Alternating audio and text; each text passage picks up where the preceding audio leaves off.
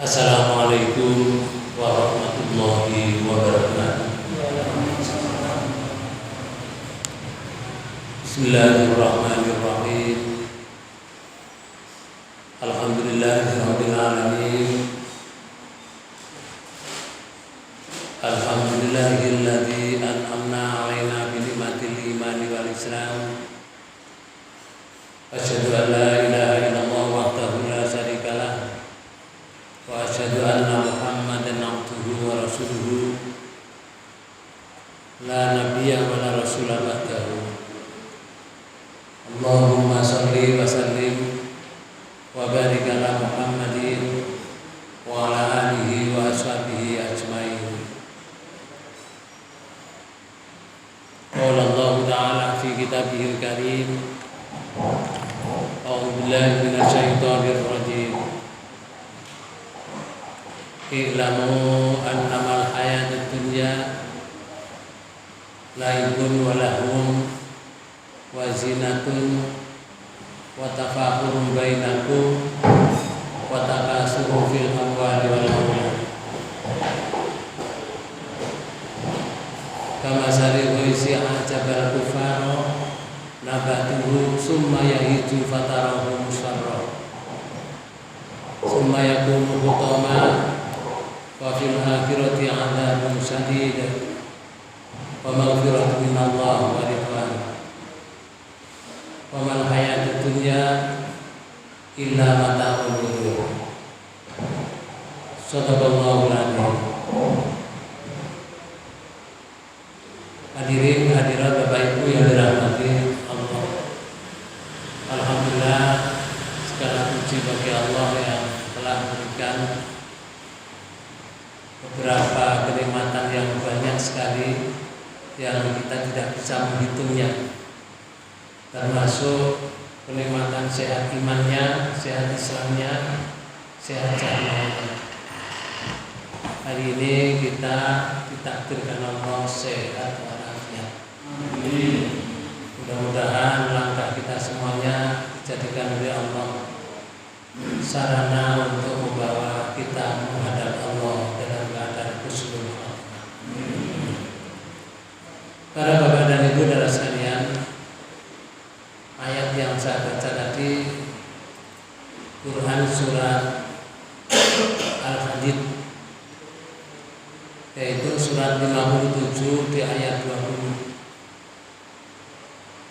Ayat ini mengisahkan bahwa kehidupan dunia itu adalah suatu permainan dan suatu yang melelehkan.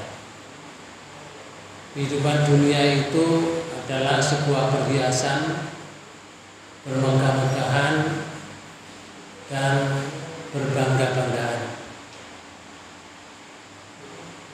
Inilah kehidupan dunia. Padahal di akhir ayat itu Allah menyatakan nanti di akhir manusia dan dunia ini hancur, di akhirat nanti akan ada azab, di sana juga akan ada ampunan, di sana juga akan ada ridho dari Allah. Dan Allah mengingatkan bahwa kehidupan dunia itu adalah sebuah kesenangan, tetapi menipu. Senangnya itu menipu, tidak menjadi senang untuk selama-lamanya, kecuali kehidupan dunia ini dimanfaatkan untuk meraih ridho Allah di akhirat. Karena itu Bapak Ibu sekalian, dunia itu panggung sandiwara. Panggung sandiwara. Sutradaranya adalah Allah Subhanahu wa taala. Kemudian skenario atau teks yang diberikan untuk menjadikan pedoman hidup, teksnya itu namanya Al-Qur'an. Al-Qur'an ini kalau di dalam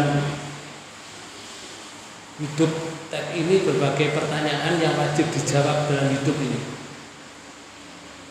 Misalnya yang pertama, sebagai fungsi hamba Allah itu. Di Quran surat 51 ayat 56 Allah menyatakan wa ma khalaqatul jinna wal insa illa liya'budun. Niku sampeyan terjemahkan. Dan aku tidak menciptakan jin dan manusia melainkan supaya mereka menyembahku. Ini bagus teksnya. Jadi kalau kita hidup ini dengan jin, itu tujuannya dijadikan oleh Allah hidup ini adalah supaya menyembah. Ya bahasa saya Pak, obaun teke nilainya harus menyembah kepada Allah. Gerak langkah kita. Kemudian yang kedua, apa yang harus dilakukan ketika menjadi bapak atau ibu rumah tangga? Maka Allah memberikan konsep di surat 25 ayat 74. Walladzina yaquluna rabbana hab lana min azwajina wa dzurriyyatina qurrata a'yun waj'alna lil muttaqina imama. Dan orang-orang yang berkata, ya Tuhan kami, anugerahkanlah kepada kami istri-istri kami. Ini kalau menjadi seorang suami,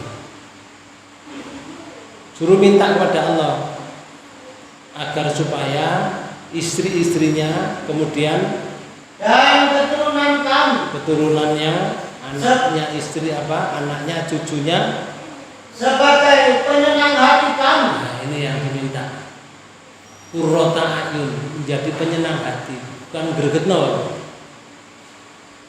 Banyak ada ya keluarga gregetno nih, ada. Ini minta supaya istrinya, anaknya, cucunya qurrata a'yun, dan itu diminta kepada Allah. Kemudian yang kedua, terus ya Allah, dan jadikanlah kami imam bagi orang-orang yang bertakwa. Menjadi imam yang bertakwa. Ini konsep apabila bersuami istri. Kemudian Bapak sekalian, kalau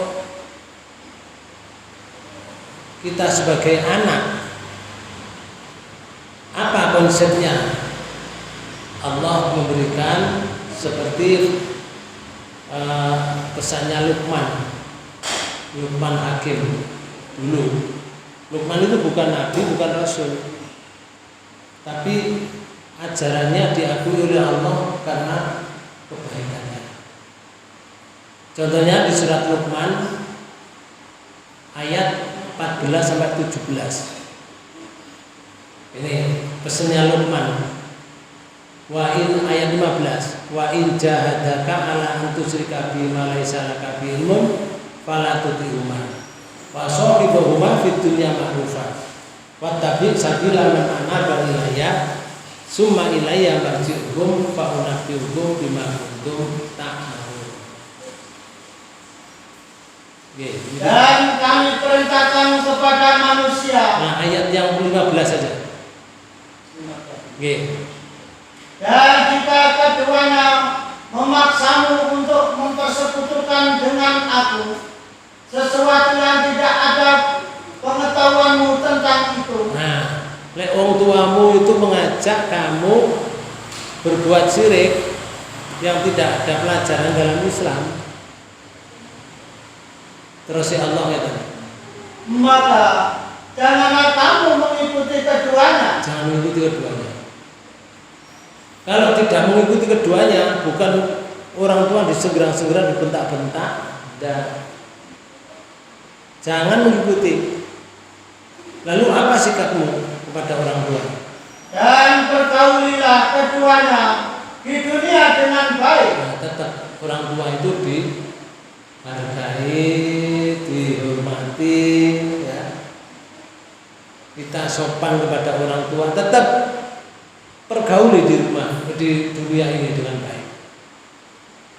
Nah, kalau nggak ngikuti orang tua, ngikuti siapa ya? Allah berpesan tadi. Dan ikutilah jalan orang yang kembali kepada diikuti orang-orang siapa saja, saudara, tetangga, ustadznya, yainya, atau orang lain yang tidak berbuat syirik. Mereka yang kembali kepada Allah, orang yang tobat, itu yang diikuti. Bukan mengikuti orang tua, walaupun orang tuanya. Kalau mengajak kesyirikan. Sebab apa? Allah nanti menghitung apa yang lalu dikerjakan waktu di dunia itu. Di akhir ayat Allah menyatakan itu. Kemudian hanya kepadakulah kembalimu, maka kuberitakan kepadamu apa yang telah kamu kerjakan. Nanti diberitahukan oleh Allah yang dikerjakan di dunia ini. Semuanya akan ditayangkan. Kemudian ajaran lagi pada anaknya. Kalau kita sebagai anak diajarkan oleh orang tua itu di ayat 16. Ya budaya, innaha intakum misqala habatin min khardalin fatakun fi sakhratin aw fis samawati aw fil ard ya'ti biha Allah. Innallaha latifun khabir. Ini ajaran yang kedua. Ayat 16. Luqman berkata, hai anakku, sesungguhnya jika ada sesuatu perbuatan seberat biji sawi dan berada dalam batu atau di langit atau di dalam bumi, ini diajarkan tauhid, diajarkan kejujuran kita ini. Kalau ada perbuatan seberat biji, berarti di sawi yang kecil, di sawi. Walaupun di dalam batu, walaupun di langit, walaupun di dalam bumi. Terus si Luqman mengajarkan anaknya, niscaya Allah akan mendatangkannya, membalasnya. Allah akan memberikan balasan. Terus sesungguhnya Allah Maha Halus, lagi Maha mengetahui. Ini ajaran tauhid.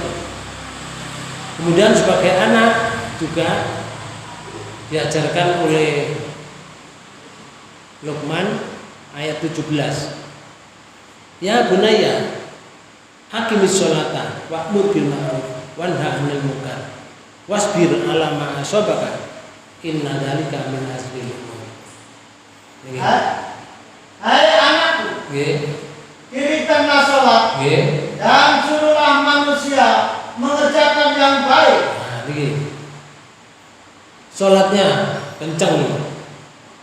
Terus perbuatan yang kedua horizontal, tadi vertikal pada Allah, sekarang horizontal,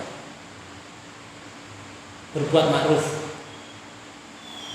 Horizontal ini yang kedua, kenapa? Dan cegahlah mereka dari perbuatan yang munkar. Ini tugas kita, amar ma'ruf, nahi munkar. Cuma begini, kalau amar ma'ruf itu biasanya tidak resiko, ya. Orang mengajak baik itu kan, orang tidak mengikuti, tidak ada masalah. Tapi kalau namanya nahi munkar, mencegah dari perbuatan munkar, ini berat. Oleh karena itu Luqman dalam ayat ini kan diakui oleh Allah ajarannya, berpesan pada anaknya, dan bersabarlah terhadap apa yang menimpa kamu. Bersabar ya.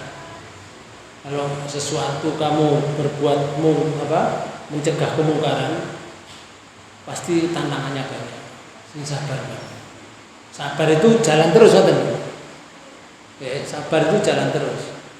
Tidak mandek karena dicegah, atau mereka yang mungkar itu dicegah tidak mau. Jalan terus. Dan ada risikonya.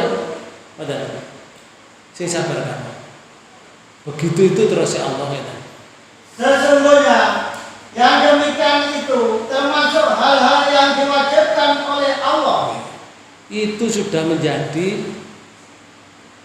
lumrah dalam berjuang. Ketika orang menegakkan keadilan, ketika mereka memberantas kemungkaran, itu pasti Bapak Ibu sekalian, pasti resikonya ada. Kalau enggak dipateni, ya minimal dapat celaan, cemoohan dari orang. Dan itu sudah terbukti banyak. Nabi Yahya itu oleh Raja Herodus potong kepalanya, dikeret kepalanya, dipotong. Ya karena menegakkan kebaikan, menegakkan keadilan, nahi mungkar.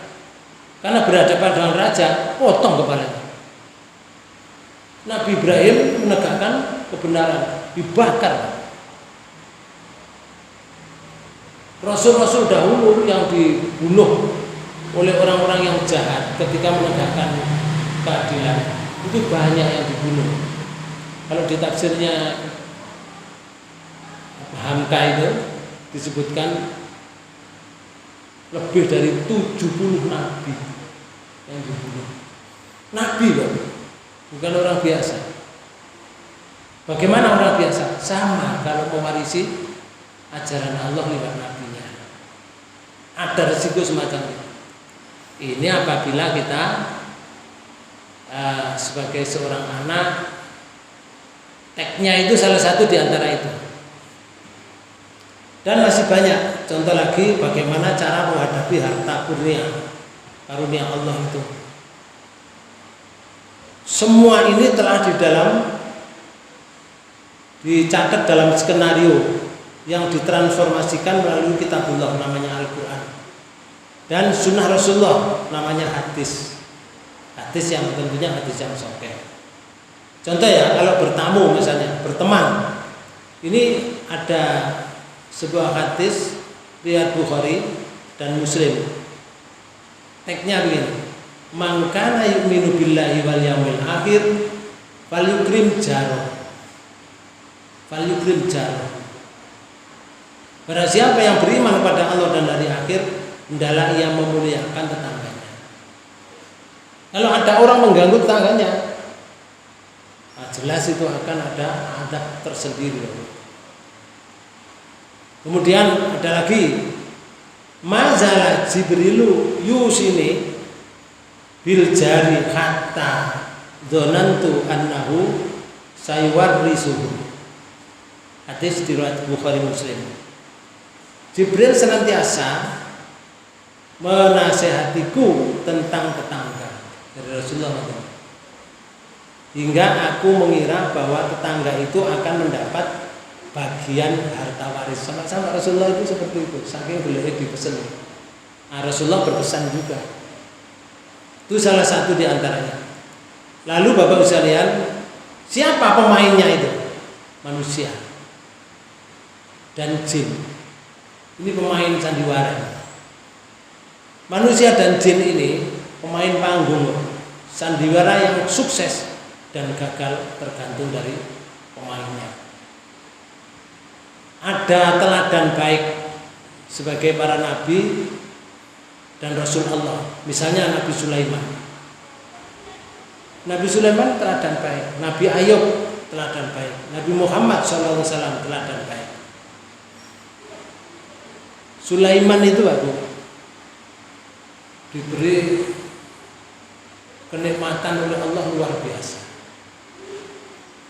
Satu, kaya. Dua, bahasa apa saja yang ada di dunia, termasuk bahasa hewan, dikuasai oleh Sulaiman. Bahasa hewan loh. Kita tidak ada yang bisa bicara dengan bahasa hewan. Kalau hewannya diajari oleh kita, misalkan assalamualaikum, ada burung yang bisa mengucapkan itu. Tapi bahasa hewannya kita tidak tahu. Nomor 3, Nabi Sulaiman itu menaklukkan seluruh makhluk halus, termasuk iblis. Takluk pada Sulaiman. apalagi jin. Ya. Nomor 4. Nabi Sulaiman ini bisa menaklukkan seluruh yang ada di angkasa ini, termasuk angin. Disakhar oleh Allah, dilemahkan untuk Sulaiman. Angin itu pernah diperintah untuk mengangkat jamaah Sulaiman dengan Nabi Sulaiman keliling di atas, bukan pakai pesawat. Nabi Sulaiman itu yo raja, yo nabi, yo rasul. Kan luar biasa ya. Nabi Sulaiman bisa memindahkan kerajaan Balkis ke tanahnya Nabi Sulaiman. Memindahkan istana. Dipindah. Sak tekel-tekel ini sak. Semua tidak ada yang retak, tidak ada yang rusak. Dipindah dengan sekejap mata. Walaupun melalui orang. Tapi Allah memberikan, tidak semua orang diberikan, kecuali hanya Nabi Sulaiman. Nabi Sulaiman itu juga diberi kekuatan oleh Allah, mempunyai istri 100. Istri 100, gak bisa bayangno ya. 100 bojone. Ya akeh duwe dikek satu kamar siji 100 kamar. Istrinya sampai sekian. Pernah Nabi Sulaiman itu ditanya oleh orang, kamu hebat wahai Sulaiman, bisa memindahkan istana dari negara Sabah ke negara Palestina. Nabi Sulaiman mengatakan begini di Quran surat 27 ayat 40. Qala alladziina indahu ilmu minal kitabi ana atika bihi qabla ayyartadda ilaika tarfuka falamma ra'ahu mustaqirra indahu qala hadza min fadlillah min fadli rabbi yabluwani ashkuru am akfur. Jadi masih ada ayatnya. Coba kita lihat sekarang. Nabi Sulaiman berkata begini. Berkatalah seorang yang mempunyai ilmu dari Alkitab. Nah, Nabi Sulaiman menawarkan, siapa yang bisa memindahkan kerajaan Balkis ke sini? Orang yang mempunyai ilmu dari ahli kitab itu mengatakan tadi. Aku akan membawa singgasana itu kepadamu sebelum matamu berkedip. Kenapa? Kayak gunung kedip lah ini ya. Nggih. Cek melongok ini. Gunung ini sudah datang. Istana itu sudah datang di pekarangannya Nabi Sulaiman. Nabi Sulaiman punya pekarangan umum. Jadi di kerajaan Sulaiman di pekarangannya langsung sebelum kedip sudah datang. Pertanyaannya, terus bagaimana istana Balkis? Ya bolong tanahnya. Oh ini diangkat tadi. Berarti tanahnya bolong, gak ono. Wong yo lho, nanti kerajaan mesti wonten, cuma gak diceritakno. Mboten diceritakno. Wong yo padha bingung, lho kerajaane kapan iki nanti kok gak ono. Setiap orang ndak tahu. Apa liwat ada yang meriwayatkan bahwa istana itu liwat dalam bumi, jadi gak diketahui oleh orang. Bukan liwat dukur ngene lah, oleh wong ro kabeh. Oke. Itu ada riwayat seperti itu. Tapi kebenarannya kita tidak tahu, wallahu alam. Allah yang Maha tahu. Bapak sekalian, begitu pindah, istana sudah datang. Terus maka tatkala Sulaiman melihat singgasana itu terletak di hadapannya. Sudah datang istananya. Nabi Sulaiman tidak tahu isinya apa istana itu. Bisa kursi-kursi ini, namanya istana. Lalu Nabi Sulaiman mengatakan, ia pun berkata, ini termasuk karunia Tuhanku untuk mencoba aku, apakah aku bersyukur atau mengingkari akan nikmatnya. Ini perkataan Nabi Sulaiman. Hadza min fadli rabbi. Ini adalah kurnia dari Tuhanku untuk menguji aku, apakah saya bersyukur atau saya kufur. Wah ini contoh, contoh hidup yang baik, teladan. Ada lagi yang teladan dari Nabi Ayub. Coba ini, Nabi Ayub itu nabi yang kaya raya. Sawah yombo, okay. Peternakannya banyak, mulai dari yang besar sampai yang kecil. Okay. Nabi Ayub juga mempunyai istri waktu itu 9. Ada 9. Cuma Nabi Ayub diuji oleh Allah. Pertama, anaknya mati. Anak wong songo lho mati kabeh. Bares mati wae. Mulai rapat nang jero omah ngeten. Omahe dirubuhno kali Allah. Bares mati kabeh. Mbok awake dhewe ngono. Stres. Tapi Nabi Ayub tidak. Ini yang lebih baik. Mungkin anak saya kalau besar akan menggoda saya.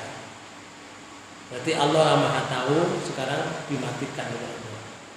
Ya innalillah wa inna ilaihi raji'un. Tapi gurine alhamdulillah Allah Maha tahu. Saya tidak ngerti.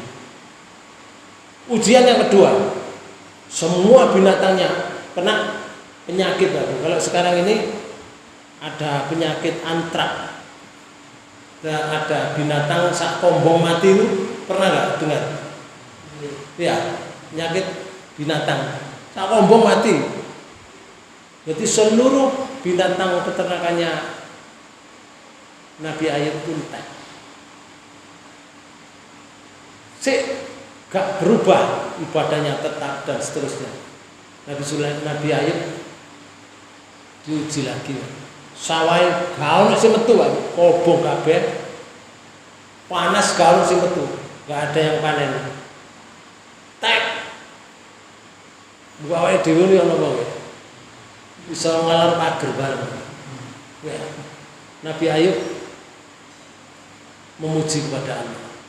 Ya innalillah tetap, tapi memuji kepada Allah.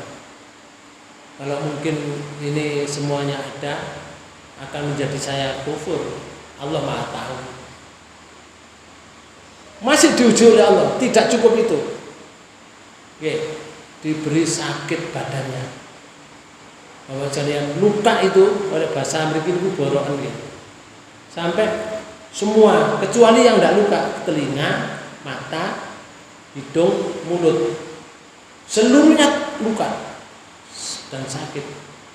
Penyakit itu dianggap oleh masyarakat menular, sehingga RT RW-nya rapat. Ya kalau dulu ada RT RW misalkan rapat, Nabi Ayub diasingkan dari desanya, diasingkan. Istrinya diuji lagi, istrinya yang 9 tadi pulang semua, tinggal 1 singetutna. Udah sekarang diletakkan di tempat yang jauh. Kalau di sini mungkin daerah Dawar Belanda ngono. Gak ono apa? Gak ono sumur ya. Terus daerahnya kering begitu. Ditangani saya. Udah Nabi Ayub tidak berhenti ibadah. Bersyukur kepada Allah tidak berhenti. Padahal sudah habis semua. Tidak ada harapan itu. Aku kok jangi waras. Terus hartaku akan balik mana? Bojoku balik mana? Gak ada harapan. Harapannya ya kalau pungkasane urip seperti ini ya harapannya mati. Udah. Sampai sekian tahun istrinya usul, wahai Nabi Ayub, panjenengan kan seorang nabi, seorang rasul. Tolong panjenengan doa kepada Allah minta sembuh. Di riwayat lain itu sebutkan ini, saya ini sakit masih 8 tahun. Umur saya 58. Sebelumnya itu saya sakit mulai kecil, saya sembuh mulai kecil, sehat walafiat sampai sekian umurnya. Saya masih sakit sekian tahun. Kalau saya minta kepada Allah sembuh, malu saya. Ono model ngono. Ada, gak ada. Saiki ono loro dina bermimpi lah oleh jaluk sepurane Allah terus jaluk anas. Masya Allah. Nah, Bapak Jurian diuji. Tapi pada akhirnya endingnya apa? Setelah istrinya itu sudah tidak mampu untuk memberikan makan, karena istrinya juga kerja di tempat yang lain, yaitu kerja di pabrik roti. Oke. Karena Nabi Ayub itu bukan PNS. Oke. Nabi Ayub bukan ASN, bukan. Tapi gak ada Nabi dan Rasul PNS, gak ada. Semuanya kalau tidak dagang ya sawah, kalau tidak sawah ya berternak. Dan istrinya dikeluarkan dari pabrik itu karena katanya kalau ini pegang-pegang Ayub nanti Pak orang tahu roti saya tidak laku, akhirnya disingkirkan, di PHK. Nah, sudah memuncak betul, memuncak, sangat memuncak. Makan sudah tidak terjamin lagi seperti sebelum-sebelumnya. Akhirnya Nabi Ayub muni ngeten. Kisahnya di surat 38. Mulai dari ayat 41 sampai 44. Wal qur abdana ayyuba inna da rabbahu anni massani syaitanu binusbi'u wa adab. Niki. Dan ingatlah akan hamba kami Ayub. Nggih. Ketika ia menyeru Tuhannya. Seruane ngeten. Mboten njaluk waras, tapi muni ngeten. Sesungguhnya aku diganggu setan dengan kekayaan dan siksaan. Itu. Ya Allah, saya ini diganggu setan, udah payah ya Allah sekian tahun. Ada riwayat mengatakan sakitnya 16 tahun. Pak Didik 16 tahun. Yang lahir arek sampai umur 16. Berarti sampai umur 16 itu sekolah apa? SMP. Wah, SMA masuk. Ya Allah. Ya Allah, saya diganggu setan ya Allah, payah. Betul ya Allah. Kenapa saya tidak diberi sembuh? Atau saya minta sembuh ya Allah? Betul ya saya diganggu setan ya Allah, payah sampun ya Allah. Tapi Allah kan Maha tahu isinya hatinya Nabi Ayub. Allah perintahkan, "Yuk, urkud birijlika, hadza mughtasalun baridun wa syarabun." Allah berfirman, Nggih. "Hantamkanlah kakimu." Nah, wong loro lho Pak Bu, ngantem sikile ngantem itu ya gak mungkin seperti orang waras Pak. Wis pokoknya diperintah orang ngantemno kakinya ke dalam ke tanah. Jeruk ngoten mawon. Itu syaratnya. Lalu Allah mengeluarkan ini. Inilah air yang sejuk. Betul, pure airnya. Sejuk airnya. Yang di situ tidak ada air. Keluar, sejuk airnya. Terus Untuk mandi dan untuk minum. jadi air itu dipakai mandi, air itu juga dipakai minum. Semua jadi obat. Dipakai mandi sebagai obat dari luar, dipakai minum penisilin Pak Bu dari dalam. Dumek kalau dumek dari dalam. Waras Pak. Waras itu gak sedino waras terus mulai Pak. Kan kering. Nah, lak pulih, ngenteni pulih kan, ya beberapa hari lagi. Itu tidak disebutkan. Sampai setelah waras sembuh betul, sudah sembuh betul, akhirnya pulang.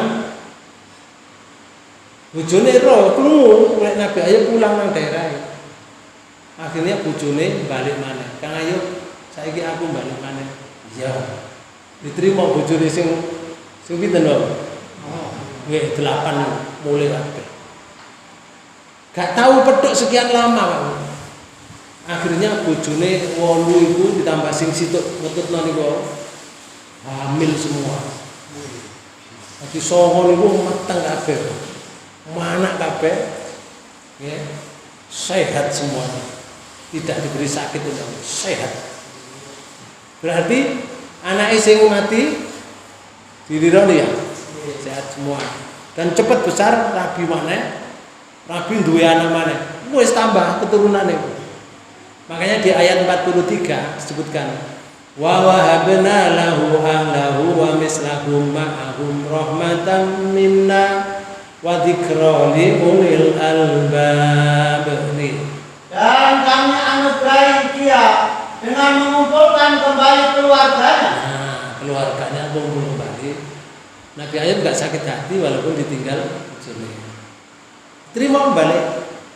Lalu dan kami tambahkan kepada mereka sebanyak mereka pula sebagai rahmat dari kami. Dibalik nomane asli nih, tapi butuh waktu kan. Duwe anak kan butuh waktu. Mau saiki anak terus gede lah mboten. Ya lek sapi Pak Bu. Begitu anak terus ngadeg mbah wis didol larang ya. Nah ini kalau anak yang rambut sedikit demi sedikit, tapi dikembalikan dalam jangka waktu yang relatif singkat. Terus ya Allah kata. Dan pelajaran bagi orang-orang yang mempunyai pikiran. Lalu Nabi Ayub kan pernah minta kepada istrinya, kalau saya diberi sembuh oleh Allah, saya pukul kamu 100 kali. Karena apa? Waktu itu istrinya Nabi Ayub itu menjual rambutnya. Rambutnya dowong dijual gitu ku panganan. Oleh di PHK karo pabrik roti lho. Nabi Ayub kaget, iki gak mangan sedina katakan. Ini gak makan sehari saja, kamu sudah jual rambut. Kalau besok gak makan, apa yang kamu jual? Awas kalau saya diberi sembuh Allah, saya pukul kamu 100 kali. Nah, sumpahin Nabi Ayub ini disuruh melaksanakan oleh Allah di ayat 44 ini. Wa khud biyadika diksan fatrib bihi wala tahnas inna wajadnahu sabiron nikmal abdu wa innahu awwab. Ayat 44. Dan ambillah dengan tanganmu seikat rumput. Nah, jadi gak dipukul satu sampai jalin dulu. Ya kelengker Pak Bu. Oh, itu dipukul wong citaat. Ya gak, Allah memberikan ambil seikat rumput, isinya 100 rumput. Setelah itu maka pukullah dengan itu. Dan janganlah kamu melanggar sumpah. Karena sumpah tadi, jangan melanggar sumpah. Pukul bojomu ambek iku. Pukul ambek rumput. Sakit enggak kira-kira? Enggak. Oh, dipukul ambek rumput. Oke, terus janganlah kamu sesungguhnya kamu dapati dia Ayub seorang yang sabar. Ayub itu sabar. Terus dialah sebaik-baik hamba. Sesungguhnya dia amat taat kepada Tuhannya. Lulus Nabi Ayub. Ini pemain Pak Bu. Oke. Ada lagi teladan bukan Nabi Luqman tadi. Teladan juga dari Dzulkarnain. Ada contoh buruk. Ini contoh baik. Ada contoh buruk. Contoh buruk termasuk Qarun. Qarun itu diberi kekayaan luar biasa Bapak Saudara. Tetapi Qarun sombong. Saya adanya bisanya mengumpulkan bagai karena kepandaian saya, bukan bersyukur kepada Allah karena rahmat-Nya. Maka di dalam Quran surat 28 ayat 81 Allah menyatakan wa khasafna bihi wa bidarihil ardo fama kana lahu min fi'atin yansurunahu min dunillah wa ma kana minal muntasirin. Maka kami penamkanlah Qarun beserta rumahnya ke dalam bumi. Seperti leukifaksi. Penamkan ke dalam lep Qarune sak tanahe, sak kerajaane Qarun, sak miliknya Qarun yang di mana saja di negara itu, kalau ada atas nama Qarun tenggelam ke dalam bumi. Penamkan. Terus maka tidak ada baginya suatu golongan pun yang menolongnya. Tidak ada yang bisa menolong. Kalau tim SAR misalkan nolong, ya mati bisa. Oh itu dalam sekali, tak mungkin. Terus terhadap azab Allah. Okay. Dan tiadalah Korun nggak bisa bela dirinya, tenggelam ya sudah. Makanya kuburan Korun nggak ada kuburan Korun, tenggelam di dalam bumi beserta dengan hartanya. Nanti bahasa kula mungkin, Korun pas tunggu nongone istana ngono, kurak mulap, ya sudah nggak bisa apa-apa. Ini orang-orang yang buruk. Orang yang buruk lagi ini contohnya Namrud. Namrud ini dulu waktu bersama dengan Nabi Ibrahim dibakar kan seperti ini. Namrud ini akhirnya diadab oleh Allah karena sombongnya, mati dihajar oleh nyamuk. Nyamuknya lewat hidung ini, seret masuk ke dalam otaknya, gigiti otaknya, menjerit-jerit jin Namrud sampai sekian tahun lamanya dan baru mati. Ada orang yang sampai dibayar oleh kerajaan nuduki kepala Namrud.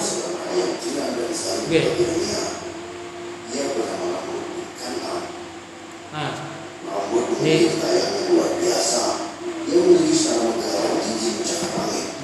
supaya suaranya keras.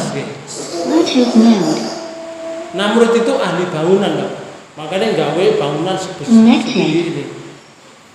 Namrud itu menghitung dunia 24 jam itu Namrud. 20 jam, 4 jam, 1 hari 1 malam itu Namrud. Namrud ahli falak, pinter Pak. Tapi tidak beriman. Ini. Pada zamannya, Namrud merupakan seorang raja yang cerdas. Namun kecerdasannya itu membuatnya bersikap sombong, bahkan mengaku sebagai Tuhan. Nah ini.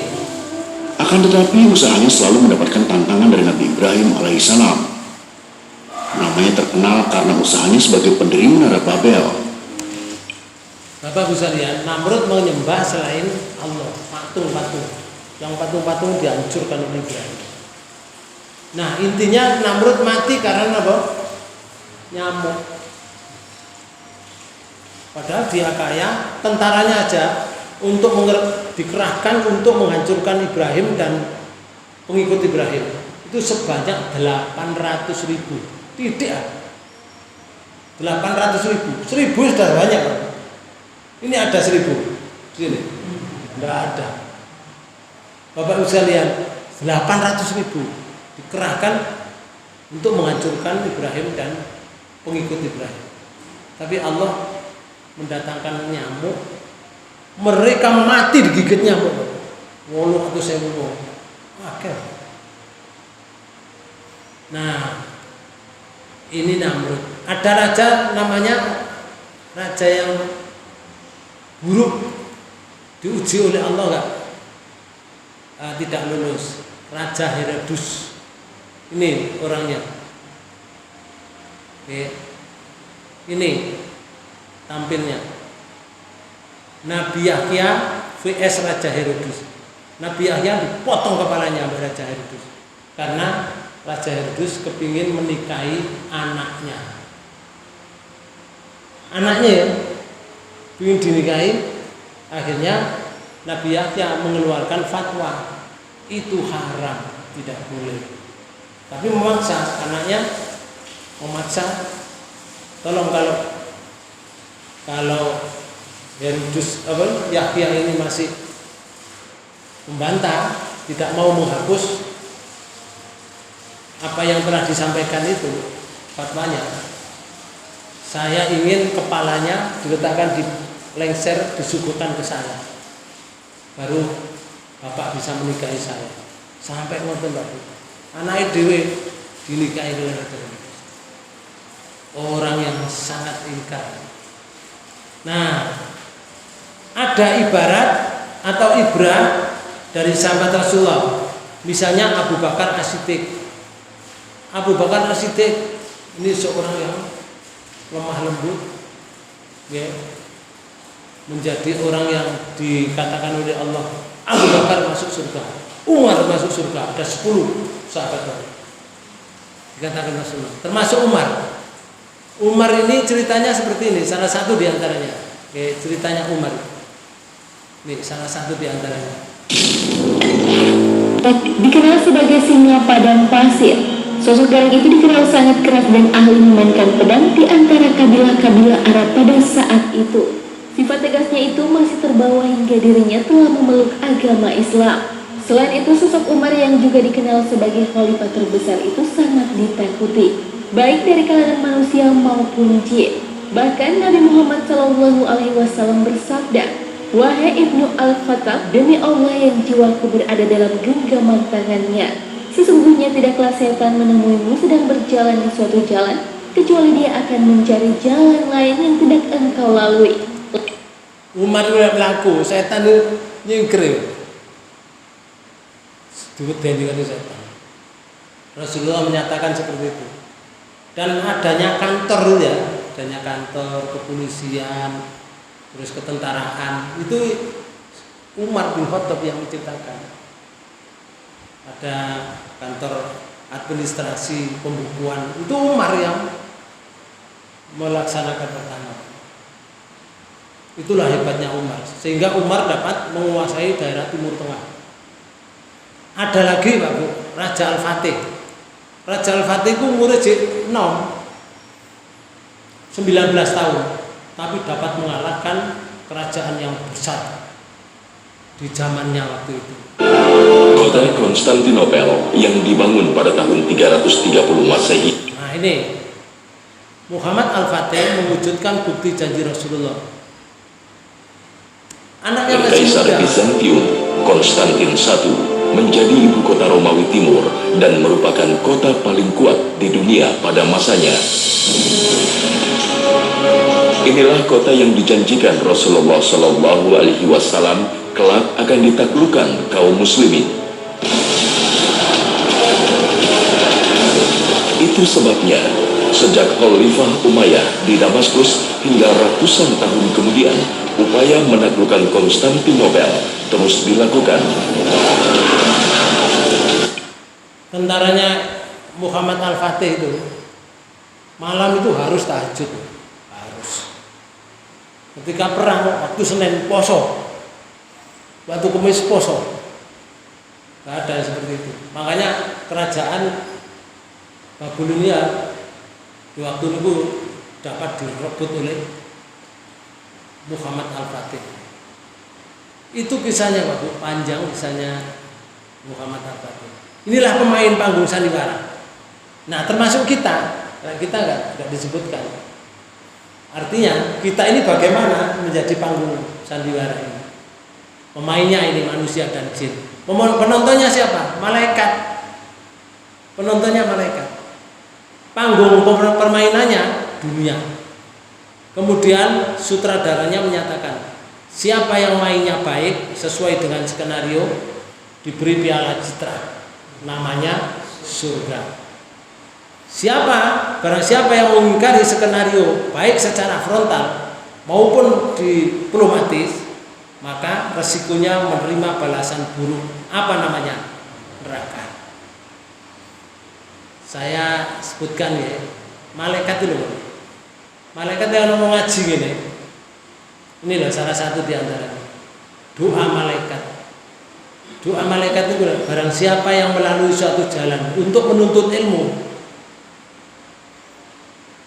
syar'i Allah akan mudah baginya jalan untuk ke surga. Dan para malaikat selalu meletakkan sayapnya menaungi para pelajar karena ridho dengan perbuatan mereka. Awake dhewe ini ndelok hadis niki lho. Di naungi malaikat. Sayapnya malaikat. Dan orang yang berilmu mengajar dimintakan ampun oleh penduduk langit, ya malaikat, dan penduduk bumi, dan ikan-ikan dalam air berdoa semua untuk yang mencari ilmu. Nek gak mencari ilmu gak ada doa itu. Betul. Kelebihan orang berilmu atas ahli ibadah bagaikan kelebihan sinar bulan atas bintang. Bintang gede-gede bulan bior itu kelebihannya orang yang mencari ilmu dibanding yang tidak mencari ilmu. Sesungguhnya orang yang berilmu adalah pewaris para nabi. Sesungguhnya nabi-nabi tidak akan mewariskan dinar dan dirham, hanya mereka mewariskan ilmu agama. Maka siapa yang mendapatkannya berarti telah mengambil bagian yang besar. Hadis ini diriwayatkan oleh Abu Daud dan Tirmidzi. Ini doa malaikat. Ada lagi doa malaikat. Nih, ketika hamba berada di setiap pagi ada 2 malaikat yang turun berdoa. Doanya dan setunggal. Ya Allah, berikanlah ganti bagi orang yang gemar berinfak atau rajin memberikan nafkah pada keluarganya. Di situ malaikat yang lain berdoa, ya Allah, berilah kebangkrutan bagi yang bersedekah, enggan bersedekah atau memberi nafkah, yang enggan bersedekah. Hadis riwayat Bukhari dan Muslim. Malaikat menonton ya hanya doa tok, hanya doa. Nah, dunia itu, nah seperti ini, seperti ayat yang saya baca tadi. Dunia itu wataknya dikisahkan di kitabnya ini Imam Ghazali. Pertama, dia berpura-pura seakan-akan bakal selalu tinggal dengan kita. Awake dhewe lek mandang dunia lek kaya ngono. Kaya dunia itu cari menemani kita, pelan-pelan menyingkir Pak Bu dari kita dan menyampaikan salam perpisahan. Dunia itu kita tidak terasa kan? Ayo biyen zamane cilik ane iku lek katene tuku, contoh ya, katene tuku napa niku? Buah durian mahal kan, bisa beli nggak waktu itu? Nggak bisa, duit gak ono karena buahnya mahal harganya. Kepingin mangan buah itu gak iso tuku kan. Barang saiki wis gede, wis nyambut gawe, wis duwe-duwe. Jadi dokter gak oleh mangan durian. Lah terus kapan mangan durian? Sedikit demi sedikit nyingkir dari kita. Dunia itu kenikmatan yang ngono. Dari situ nyingkir-nyingkir. Kaitane untune rutu siji. Ben rutu maneh loro. Cuse gak ndek untu. Mangan gak enak. Nyokot daging gak iso, wong gusi ambek gusi. Wangel gak ledek-ledek. Kecuali diledekno mbek jus. Iki ya. Gak enak iso. Sedikit demi sedikit nyingkir dari kita. Dunia itu Pak Bu, wataknya kedua menampilkan diri di balik kedok nenek sihir yang berseri-seri tetapi tak bermolar, berpura-pura mencintai kita. Koyok-koyok dunia itu mencintai kita, menyayangi Anda dan mengambil akhirnya kemudian membelot kepada menjadi musuh Anda. Dunia itu meninggalkan kita, mati merasa merana karena rasa kecewa dan putus asa. Dan begitu mati satu aja nggak diambil. Pulpennya gak oleh mati gak pulpen. Ya opo? Gak bisa. Itu. Nah nanti dikisahkan di surat 57 ayat 20 sampai surat 29 ayat 64. Itu kisahnya. Begitu juga dunia itu Pak Bu. Perang sandiwara. Al-Quran menjelaskan bahwa kehidupan di dunia tidak lebih hanya main-main dan senda gurau belaka. Ya, ibarat sebuah peran yang sedang dimainkan di atas panggung sandiwara. Sebagus atau seburuk apapun perang yang kita dapatkan pasti akan berakhir. Itulah dunia. Nah, ketika kita melihat ayat ini surat Biden 57 di ayat 20. Ini lho penjelasannya. Ketahuilah sesungguhnya kehidupan dunia itu hanyalah permainan dan suatu yang melelehkan. Iji, loro ya. Nomor 3. Wazinatun. Hiasan dunia itu. Nomor 3, nomor 4. Wa tafakhurun bainakum. Niki bermega-mega antara kamu. Terus niki watakasur fil amwal wal aulad, dan berbangga-bangga tentang banyaknya harta dan anak. Itu dunia itu. Ya sebenarnya itu berbangga-bangga, bermegah-megah, hiasan, permainan, ya? Suatu yang guyonan melalaikan. Bapak Ibu sekalian, itulah dunia. Setelah itu selesai itu. Gak ada lagi. Padahal lewis mati, nokono ada adab, ada ampunan, ada keridhaan dari Allah. Nah, kita tinggal pilih bagaimana dunia itu diperes untuk sampai akhirat, atau dibiarkan di dunia yang kita miliki, setelah itu kita tinggal, atau begitu, terserah kita sebagai pemain sandiwara. Bapak Ibu sekalian, Allah mengkasihkan di ayat ini, kehidupan dunia ini tidak lain hanyalah kesenangan, tetapi yang menipu. Senang tapi menipu, ditipu kita. Koyok paten itu gono ning akhirat. Ternyata ndak di bawah. Itulah yang bisa saya sampaikan, bahwa inilah namanya permainan atau sandiwara dalam kehidupan dunia. Sebetulnya banyak yang harus kami sampaikan, waktulah yang menutup pertemuan kita ini. Mudah-mudahan pertemuan ini dibarengi hidayah Allah Subhanahu wa taala. Bapak dan Ibu saudara sekalian, enggak ada yang tanya ya? Kalau tidak ada, mari kita tutup pertemuan ini dengan bacaan hamdalah. Alhamdulillahirabbil subhanakallahumma wa bihamdika asyhadu an la ilaha illa anta astaghfiruka wa atubu ilaik. Lebih kurangnya mohon maaf. Wassalamualaikum warahmatullahi wabarakatuh.